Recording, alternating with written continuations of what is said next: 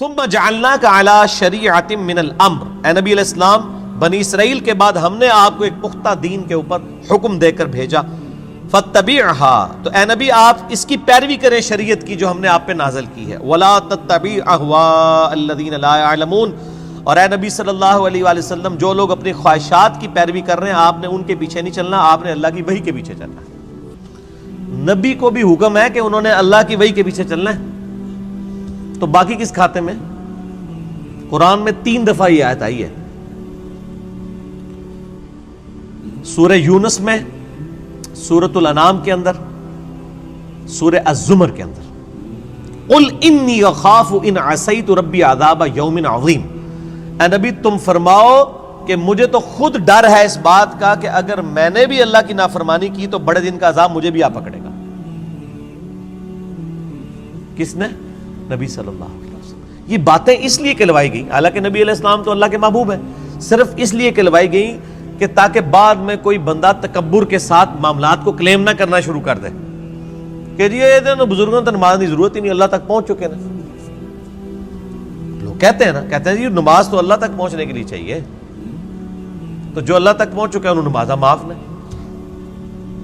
یہ اس لیے یہ باتیں بتائی گئی تاکہ کوئی تکبر کا جملہ نہ بولے، ڈرتا رہے۔ میں نے کئی دفعہ عرض کیا کہ آپ دیکھیں شیخ عبد القادر جیلانی رحمہ اللہ کی طرف کتنا بڑا جھوٹ منسوب کیا گیا، وہ قصیدہ غوثیہ ایک، جس کے اندر لکھا ہے تمام اولیاء کی گردن پہ میرا پاؤں ہے۔ سر یہ جو جملہ ہے نا کہ تمام اولیاء کی گردن پہ میرا پاؤں ہے، یہ کوئی مسلمان نہیں بول سکتا، ولی تو چھوڑ دیں، یہ شیخ عبد القادر جیلانی پہ جھوٹ باندھا گیا، انہوں نے نہیں کہا یہ قصیدہ غوثیہ ہے ہی جھوٹ ہے، انہوں نے نہیں لکھا۔ اللہ کا نیک بندہ تو ہر وقت ڈرتا رہتا ہے، وہ یہ فرعونی الفاظ یہ تو فرعون بولے گا کہ میرا لوگوں کے گردن پہ پاؤں ہے۔ کیا حضرت ابوبکر صدیق نے کہیں بولا ہے یہ کہ تمام صحابہ کی گردن پہ میرا پاؤں ہے؟ صحابہ کے سردار کون ہے؟ ابوبکر صدیق۔ یہ کہتے ہیں عبد القادر جیلانی اولیاء اللہ کے سردار ہیں۔ اگر وہ سردار ہیں تو اس قسم کا فرعونی جملہ بولیں گے کہ اولیاء کی گردن پہ میرا پاؤں ہے؟ استغفر اللہ۔ یہ جملہ بولتے ہی بندہ اپنے ایمان کی فکر کرے، یہ سب کا سب فراڈ ہے، یہ ہے ہی جھوٹ ہے، انہوں نے نہیں بولا۔ انہوں نے جو کچھ بولا ہے وہ میں آپ کو بتاتا ہوں۔ ان کو کسی نے آ کے بتایا کہ عبد القادر عید کا چاند نظر آ گیا، انہوں نے کہا میری عید تو اس دن ہوگی جس دن میں اپنا ایمان بچا کے قبر میں اتر جاؤں۔ سر جو اللہ کا ولی ہوتا ہے اس کو اپنی فکر لگی رہتی ہے، وہ اتنا اکڑ خون نہیں ہوتا کہ لوگوں کو کہتا پھرتا ہے، یہ سب جھوٹ ہے۔ اور جو انسان اپنا پیشاب نہیں روک سکتا کوئی جملہ بول سکتا ہے کہ تمام اولیاء کی گردن میں میرا پاؤں ہے؟ دنیا کا کوئی ولی، کوئی بزرگ اپنا پیشاب روک سکتا ہے؟ Not at all. اگر کوئی ہے تو آئیں، لائیں ہمارے سامنے پیش کریں، پیشاب روک کے بتائے کوئی۔ انسان تو اتنا کسپرسی کیا حالت ہے۔ اسی لیے دیکھیں کہ آپ لوگ جب بیمار ہوتے ہیں آپ کو اٹھا کے ان کے پاس لے جاتے ہیں، اور یہ لوگ بیمار ہوتے ہیں تو یہ شفا انٹرنیشنل میں علاج کرا رہے ہوتے ہیں۔ آپ کے جب پیر صاحب بیمار ہوتے ہیں ان کو اسپتال نہ لے کے جایا کرو، ان کو بھی پھر کسی مزار پہ ہی لے جایا کرو نا، نہیں لے کے جاتے۔ یہ آپ کو انہوں نے چکر چلائے ہوئے سارے، ان کو پتہ ہے کچھ نہیں ہونا۔ میں تو جتنے بڑے بڑے ادھر دیکھتا ہوں نا، سب کے آپریشن ہاسپٹلس میں ہو رہے ہوتے ہیں، اور عام ہاسپٹل میں نہیں، آغا خان ہاسپٹل میں، شفا انٹرنیشنل میں، جدھر ہم لوگ تو ایک دن کی فیس نہیں دے سکتے۔ تو سر یہ تو بزرگ ہیں نا، یہ کیوں اسپتالوں میں علاج کراتے ہیں؟ یہ تو لوگوں کو پھوکے مار کے صحیح کر رہے ہوتے ہیں، اپنے آپ کو بھی ٹھیک کریں۔ اپنا پیشاب بند ہوتا ہے، اپنے گردے خراب ہوتے ہیں تو ٹھیک کریں نا پھوک مار کے۔ ڈاکٹروں کے پاس کیوں جاتے ہیں؟ پھر تو اس کا مطلب یہ کہ ڈاکٹر ان سے بڑے بزرگ ہیں نا، جو بزرگوں کو بھی ٹھیک کر رہے ہیں۔ ٹھیک ہوگا؟ وہ سب اللہ کے بندو گیم چلائی ہوئی ہے۔ اللہ سے مانگے، اسباب اختیار کریں۔ دوائی کرنا سنت ہے اور دوائی پہ یقین نہ رکھنا فرض ہے۔ اسباب آپ نے اختیار کرنے ہیں۔ پانی کے بغیر پیاس نہیں بجھے گی، یہ سبب ہے، لیکن پانی پینے کے بعد بھی کوئی گارنٹی نہیں کسی کی پیاس بجھ جائے۔ گنہگار بندے کی موت کا وقت قریب آتا ہے نا، تو روایتوں میں آتا ہے کہ اسے اگر سمندروں کا پانی بھی پلا دیا جائے نا، اس کی پیاس نہیں بجھے گی۔ جب اللہ ہی نے پیاس نہیں بجھنے دینی تو سبب یہی اختیار کریں گے، لیکن نظر مسبب الاسباب پہ۔ اللہ اکبر. انہم لن یغنوا عنک من اللہ شیئا، یہ لوگ اللہ کے مقابلے پر اے نبی علیہ السلام آپ کو کچھ فائدہ نہیں پہنچا سکتے. وَإِنَّ الظَّالِمِينَ بَعْضُهُمْ أَوْلِيَاءُ بَعْضٍ، اور ظالم لوگ بعض کے دوست ہیں. وَاللَّهُ وَلِيُّ الْمُتَّقِينَ، جبکہ اللہ جو ہے وہ پرہیزگاروں کا دوست ہے. جس طرح کافر ایک دوسرے کو سپورٹ کرتے ہیں، اللہ تعالیٰ بھی اپنے بندوں کو سپورٹ کرتا ہے. لیکن وہ اللہ کا بندہ بنے، فرعون نہ بنے. اللہ کا بندہ کون ہوتا ہے؟ جو لوگوں کو اللہ کے ساتھ جوڑتا ہے، جو اپنے ساتھ جوڑے، اپنی عبادت کروائے، اپنے سامنے جھکوائے، اپنے پاؤں چموائے. وہ تو اپنی عزت کروا رہا ہے. ترمذی میں حدیث ہے، انس بن مالک کہتے ہیں کہ نبی علیہ السلام کے استقبال میں ہم کھڑے نہیں ہوتے تھے، کیونکہ آپ نے منع کیا تھا. اب ہم اس کو برا سمجھتے تھے. ہزاروں صحابہ کی موجودگی میں نبی علیہ السلام تشریف لاتے تھے، آپ کے استقبال میں کوئی نہیں کھڑا ہوتا تھا. یہاں ایک چھوٹا سا یعنی لوگوں کا بنایا ہوا بزرگ جو لوگوں کے نذرانے پہ اپنی گاڑی چلا رہا ہوتا ہے، لوگوں کے نذرانے پہ اس کی گزر بسر ہو رہی ہوتی ہے، وہ کسی مسجد میں چلا جائے، لوگ کھڑے ہو کے نعرے مارنا شروع کر دیتے ہیں. اور کدھر نعرے مارے ہوتے ہیں؟ مسجد میں. گھر اللہ کا ہے، اور تعظیم کس کی ہو رہی ہے؟ اس مخلوق کی جو نعرہ مارنے والوں کے چندے پہ چل رہی ہے. اسی لیے میں کہتا ہوں نا، لوگوں نے وہ گاڑیوں کے پیچھے لکھوایا ہوتا ہے نا، نگاہ مرشد. مرشد کو بھی چاہیے وہ اپنی گاڑی کے پیچھے لگوائے نذرانہ مریدین. آپ آج نذرانے بند کریں، ان کا تو کوئی سورس آف انکم ہی نہیں ہے. اکثریت کا کوئی سورس آف انکم نہیں ہے. نہ ان کے بچے پڑھے لکھے ہوتے ہیں، نہ یہ خود پڑھے لکھے ہوتے ہیں. ان کو 10,000 کی نوکری نہیں کہیں مل سکتی، لیکن سٹیٹس وہ روزانہ کے لاکھوں روپے خرچ کر رہے ہوتے ہیں. کہاں سے؟ آپ سے. تو صرف ان کو چاہیے نا، جب اپنی گاڑی میں بیٹھے تو گاڑی کے پیچھے لکھے مریدین کے نذرانوں کی برکت سے. آزا من فضل ربی تے نہ نے لکھنا تے نہ دے مرید نے لکھنا ہے. وہ تو توفیق نہیں کسی نے ہونی. اصل تو یہ ہونا چاہیے آزا من فضل ربی. تو اگر اتنے مریدین لکھ رہے ہیں نگاہ مرشد، تو پیر بھی لکھ دے نذرانہ مرید کی برکت سے، جو سچائی ہے. دوسرے والی تو ہے ہی جھوٹ ہے. نگاہ مرشد کے جس مرشد میں تسی پال رہے ہو، مرشد تو کس نے پال سکتا ہے؟ اللہ پال رہا ہے، اللہ دے رہا ہے. اللہ کافروں کو بھی دیتا ہے، اللہ مسلمانوں کو بھی دیتا ہے. اللہ جانوروں کو بھی دیتا ہے، اللہ درختوں کو بھی دیتا ہے. سب اللہ دینے والا ہے. اللہ طرف مارا ہے واللہ ولی المتقین، اللہ تعالیٰ پشت پناہ ہے پرہیزگاروں کا. ھذا بصائر للناس، یہ لوگوں کے لیے بصیرت افروز باتیں ہیں، آنکھیں کھولنے کے لیے. وَھدًى وَرَحْمَةٌ لِقَوْمٍ يُوقِنُونَ، اور ہدایت اور رحمت ہے یہ قرآن ان لوگوں کے لیے جو بات یقین کرنا چاہیں. جنہوں نے نہیں ماننی ان کے لیے قرآن میں کوئی ہدایت نہیں. ام حسب الذین اجترحوا السیئات ان نجعلهم كالذین آمنوا وعملوا الصالحات سواء محیاہم ومماتہم، کیا وہ لوگ جو برائیوں کا ارتکاب کرتے ہیں، کیا ہم ان کو ویسا ہی بنا دیں گے کہ جو ایمان لائیں اور نیک اعمال کریں، کہ یکساں ہو جائے دونوں کا جینا اور مرنا؟ نہیں. دنیا میں بھی بادشاہ جو ہوتے ہیں وہ اپنے تابع فرمان بندوں کو نوازتے ہیں، دشمنوں کو سزا دیتے ہیں. تو اللہ تعالیٰ ماتا ہے جو میرے ماننے والے ہیں وہ اور جو میرے نہ ماننے والے ہیں میرے نافرمان، ان کو میں برابر کر دوں گا؟ ان کی زندگی اور موت برابر ہوگی؟ نہیں. زندگی ہو سکتا ہے کافر کی بہتر ہو، لیکن مرنے کے بعد ایمان والے اور نیک عمل کرنے والے کے لیے آخرت میں اللہ کا انعام ہے. ساء ما یحکمون، کتنا برا حکم تم لگا رہے ہو اگر تمہارے دماغ میں کہیں یہ بات ہے کہ یہ لوگ برابر ہو سکتے ہیں. وَخَلَقَ اللَّهُ السَّمَاوَاتِ وَالْأَرْضَ بِالْحَقِّ، اور اللہ نے آسمان اور زمین کو پرپز فل پیدا کیا ہے. وَلِتُجْزَىٰ كُلُّ نَفْسٍ بِمَا كَسَبَتْ، تاکہ بدلہ دیا جائے ہر جان کو جو اس نے کمایا. وَهُمْ لَا يُظْلَمُونَ، اور کسی پہ ظلم نہیں ہوگا. یہ اللہ نے ایک لائن کے اندر مقصد بیان فرما دیا ہے کہ زمین و آسمان کی پیدائش کا مقصد یہ ہے کہ اللہ تعالیٰ آزمائے گا کون نیک عمال کرتا ہے، اس کے بعد اللہ تعالیٰ نیک عمال والے کو اس کے عمال کا بدلہ دے گا، برے عمال والے کو اس کے عمال کا بدلہ دے گا. اب بڑی سخت آیت آ رہی ہے قرآن حکیم کی، اس ایک آیت پہ گھنٹوں بولا جا سکتا ہے.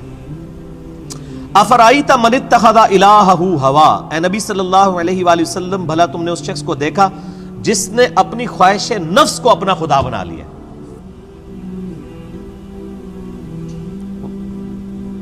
وَأَضَلَّهُ اللَّهُ عَلَىٰ عِلْمٍ، اور اللہ نے اس کے علم کے باوجود اسے گمراہ کر دیا. وَخَتَمَ عَلَىٰ سَمْعِهِ وَقَلْبِهِ، اور اللہ نے اس کے کانوں پر اس کے دل پر مہر لگا دی ہے، وجعل علی بصرہ اور اس کی آنکھوں پر غشاوہ پردہ ڈال دیا ہے۔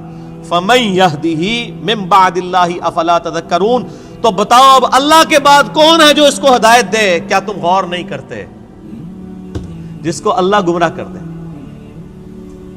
من یہدہ اللہ فلا مضل لہ، جسے اللہ ہدایت دے اسے گمراہ نہیں کر سکتا، ومن یضلل فلا ہادی لہ، اور جسے اللہ گمراہ کر دے اسے کوئی ہدایت نہیں دے سکتا۔ تو اللہ تعالیٰ فرما رہا ہے کہ ایسا شخص جو اپنی خواہش نفس کی پیروی کرتا ہے، تو اگرچہ اس کے پاس علم بھی ہوتا ہے پھر بھی وہ بہرا، اندھا اور گونگا ہو جاتا ہے، حق بات قبول نہیں کرتا، کیونکہ اللہ اسے گمراہ رہنے دیتا ہے کہ اس کے پاس علم تھا، اس کے باوجود اس نے اس علم کا فائدہ نہیں اٹھایا۔ ایک بندے کے پاس علم ہے کہ اگر میں بلڈنگ کے 10ویں فلور سے باہر چھلانگ لگاؤں تو مر جاؤں گا، یہ پتا ہے ایک بندے کو، وہ پھر بھی چھلانگ لگا دیتا ہے، تو پھر کیا ہوگا؟ مر جائے گا۔ یہی حال اس شخص کا ہے کہ جس کو قرآن و سنت کا علم دیا گیا لیکن اس پہ عمل نہیں وہ کر رہا، اسے ہم کہتے ہیں قرآن میں لکھا ہے ایاک نعبد و ایاک نستعین، صرف اللہ ہی کو پکار، وہ کہتا ہے نہیں، میرے بابے کہتے ہیں بابوں کو پکارو۔ اب علم تھا اس کے پاس، گمراہ ہو گیا، اللہ کی بات نہیں مانی۔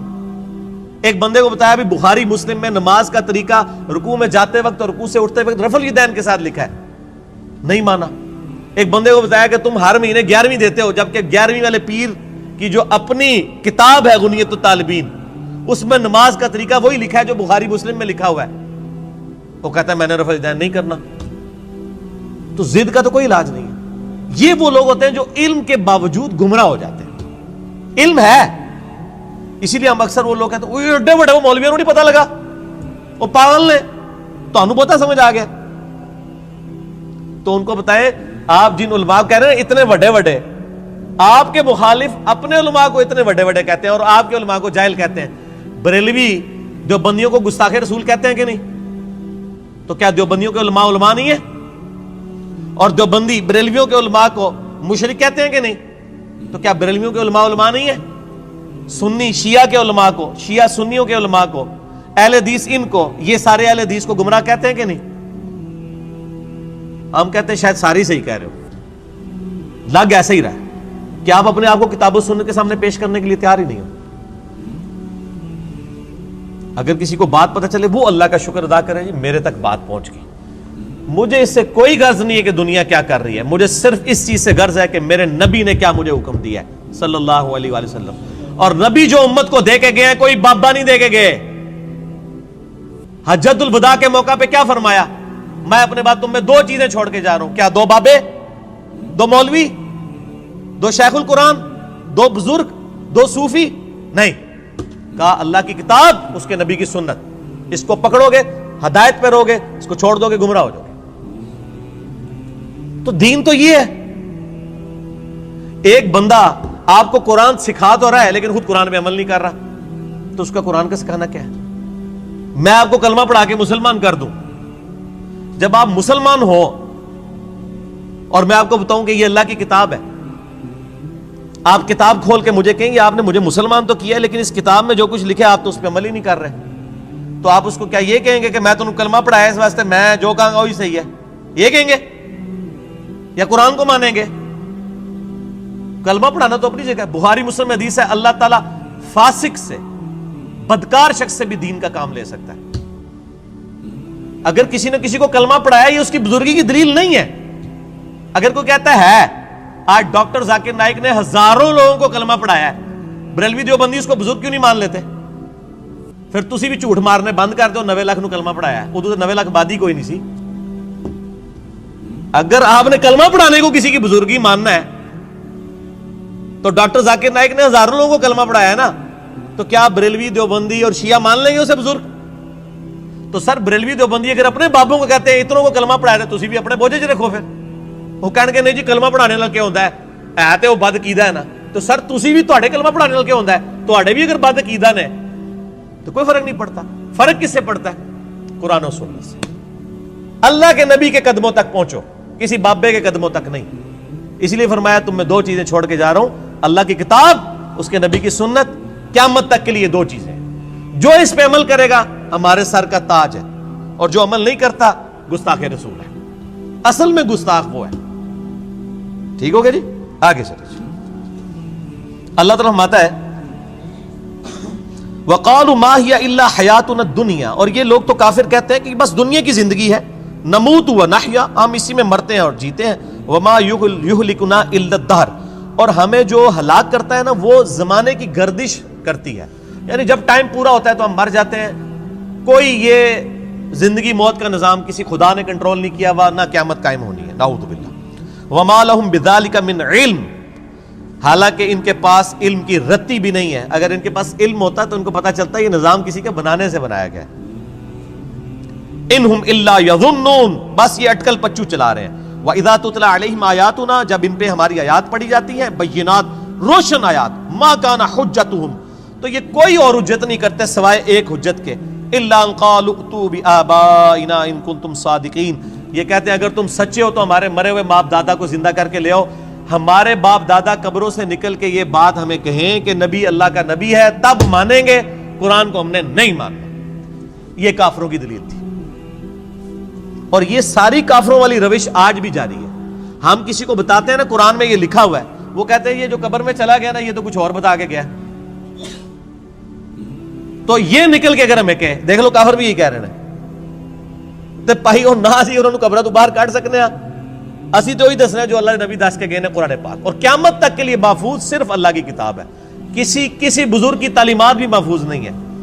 اتنے جھوٹ بزرگوں کے اوپر باندھے گئے ہیں، اسی لیے قرآن پاک میں کئی جگہ ہے کہ بزرگ قیامت والے دن خود اپنے ماننے والوں کے دشمن ہو جائیں گے۔ 2.25 ارب عیسائی کہہ رہے ہیں حضرت عیسیٰ اللہ کے بیٹے ہیں، تو حضرت عیسیٰ ان لوگوں کے دشمن بنیں گے کہ نہیں؟ کیونکہ حضرت عیسیٰ کی تو یہ تعلیمات نہیں ہے۔ شیخ عبد القادر جیلانی کی کہیں یہ تعلیمات نہیں کہ آپ کو المدد یا غوث اعظم دستگیر شیئن للہ، کہیں ان کی تعلیمات نہیں، تو شیخ عبد القادر جیلانی دشمن بنیں گے۔ مولا علی علیہ السلام کی کہیں تعلیمات نہیں ہے کہ تم مجھے یا علی مدد کہہ کے پکارو، ان کی تعلیمات یہی ہے ایاک نعبد و ایاک نستعین۔ مولا علی بھی اللہ کو پکارتے تھے، مولا علی کا ماننے والا بھی وہی ہوگا جو اللہ کو پکارے گا۔ تو اللہ تعالیٰ ہے جب یہ حجت کرے تم ان کو کہو قُلِ اللَّهُ يُحْيِيكُمْ ثُمَّ يُمِيتُكُمْ، اللہ تمہیں زندہ کرتا ہے وہی موت دیتا ہے، ثُمَّ يَجْمَعُكُمْ إِلَى يَوْمِ الْقِيَامَةِ، پھر قیامت دن بھی وہ تمہیں جمع کرے گا، لا ریب فیہ، جس میں کوئی شک نہیں ہے، وَلَٰكِنَّ أَكْثَرَ النَّاسِ لَا يَعْلَمُونَ، لیکن اکثر لوگ اس حقیقت سے ناواقف ہیں۔ اللہ نے فرمایا کہ بھئی یہ بتا دو کہ اللہ میں اور باقی ہستیوں میں یہ فرق ہے کہ وہ زندگی اور موت دیتے ہیں، تو لے آؤ ان کو۔ اللہ کے علاوہ کوئی زندگی اور موت دے سکتا ہے؟ نہیں دے سکتا۔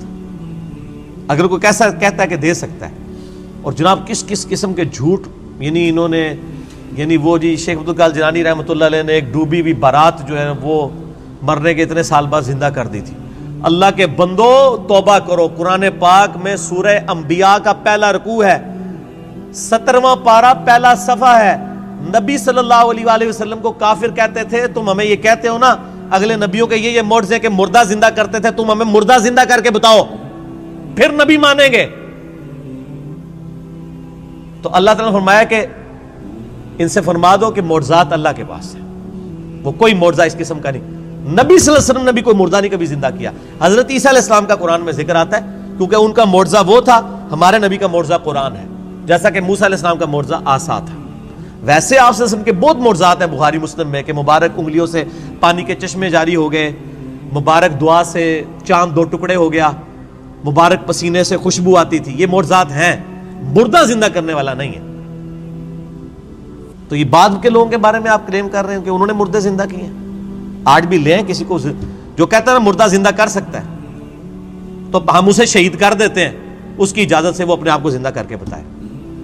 حضرت عیسیٰ نے بھی جو مردے زندہ کیے ہیں نا، وہ یہ نہیں تھے کہ وہ قبر سے نکال کے چلنا پھرنا شروع کر دیتے تھے، صرف اس وقت چونکہ طب بڑے زور پہ تھی، میڈیکل، تو اللہ تعالیٰ نے ان کی میڈیکل کو فیل کیا کہ کوئی ڈاکٹر کسی مردے کو نہیں زندہ کر سکتا۔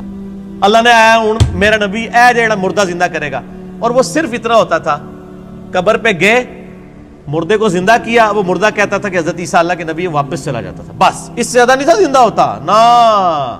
سورۃ الانبیاء کی آیت نمبر 95 ہے، جو ایک دفعہ دنیا سے چلا گیا وہ واپس نہیں آ سکتا، ناٹ ایٹ آل، گیا۔ دنیا میں واپس نہیں آ سکتا. اگر یہ بات ہوتی تو حضرت فاطمہ روتی روتی فوت کیوں ہوگی 6 مہینے کے اندر کہ میں اپنے باپ کا چہرہ اب دوبارہ نہیں دیکھ سکوں گی. حضرت عائشہ حضور کی لاڈلی ترین بیوی نبی علیہ السلام کی وفات کے بعد 47 سال تک زندہ رہی ہیں, اور کدھر زندہ رہی ہیں؟ اسی قبر والے حجرے کے 7 کمرے میں.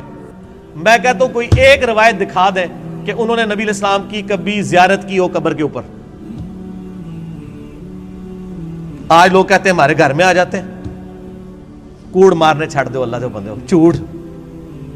سب سے زیادہ اگر کوئی حقدار تھا تو حضرت فاطمہ تھی, حضرت عائشہ تھی, مولا علی تھے. ان سے کوئی آپ کو بات نہیں ملے گی. یہ جتنی آپ کو باتیں بتاتے ہیں نا ساری بزرگ بابوں سے بتاتے ہیں, آپ کو حضرت ابو بکر کی کرامت نہیں بتا رہے ہوں گے اس قسم کی, تو کیا ہوتی نہیں ہے کرامت. ہم مانتے ہیں کرامت صرف یہ ہے کہ کسی کی دعا کی برکت سے کچھ ہو جائے, مرضی اللہ کی. کوئی کر کے نہیں دکھا سکتا, کوئی کر کے دکھا سکتا ہے تو میں نے کئی بار چیلنج کیا ہے, کوئی زندہ یا مردہ بزرگ میں اپنا انجینئرنگ کا فارمولہ لکھ کے دیتا ہوں, وہ دیکھ کے پڑھ کے بتا دے.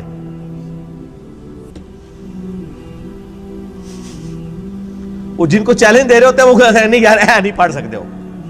اللہ تو پڑھ سکتا ہے نا, میں اگر کوئی فارمولہ لکھوں اللہ تو پڑھ سکتا ہے نا. اگر آپ مانتے ہیں کہ اللہ ان کو پڑھاتا ہے, اللہ ان کو سب کچھ اللہ دیتا ہے, تو پڑھن نہ پھر. اور میں تو اس سے بڑی بات کرتا ہوں, ان کی آپ نمازیں سنیں, یہ نماز بھی صحیح نہیں پڑھتے ہوتے.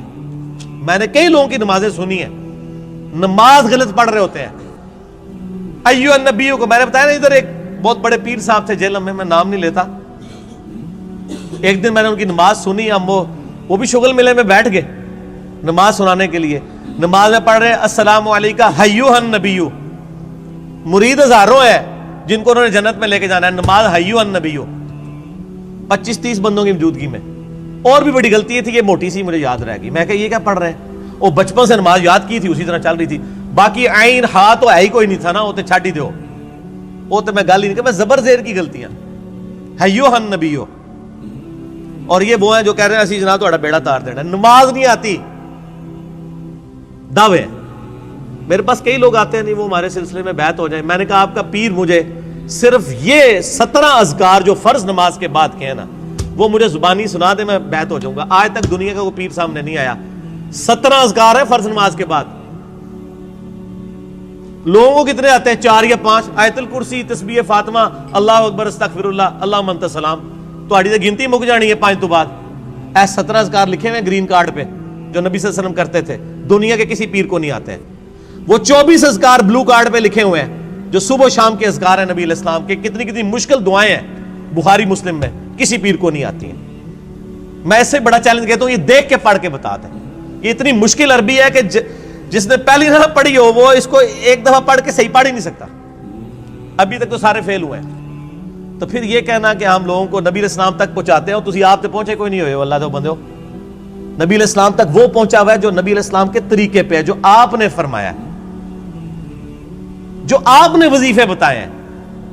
باقی تو آپ کے خود ساختہ چیزیں ہیں, وہ جس طرح ہندوؤں کے ماننے والے اپنے کو کرتے ہیں, آپ کے ماننے والے آپ کو سکھا رہے ہیں. نبی علیہ السلام کے ساتھ کوئی تعلق نہیں ہے. نبی صلی اللہ علیہ وسلم جو کچھ دے کے گئے وہ یہ موجود ہے اس میں, وہ اس قرآن کے اندر ہے.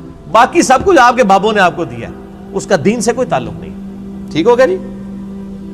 اور ویسے بابوں کے اوپر کوئی ناراض بھی نہیں ہونا چاہیے, کیونکہ سارے ایک دوسرے کے بابوں کو نہیں مانتے. جب سارے ایک دوسرے کو نہیں مان رہے ہیں تو ہم کہہ رہے ہیں سارے ٹھیک کہہ رہے ہو, کسی کے بھی نہ مانو, ایک بندے کو اپنا امام بناؤ. امام اعظم محمد رسول اللہ صلی اللہ علیہ وآلہ وسلم صلاۃ تسلیما کثیرا کثیرا. ٹھیک ہو گیا.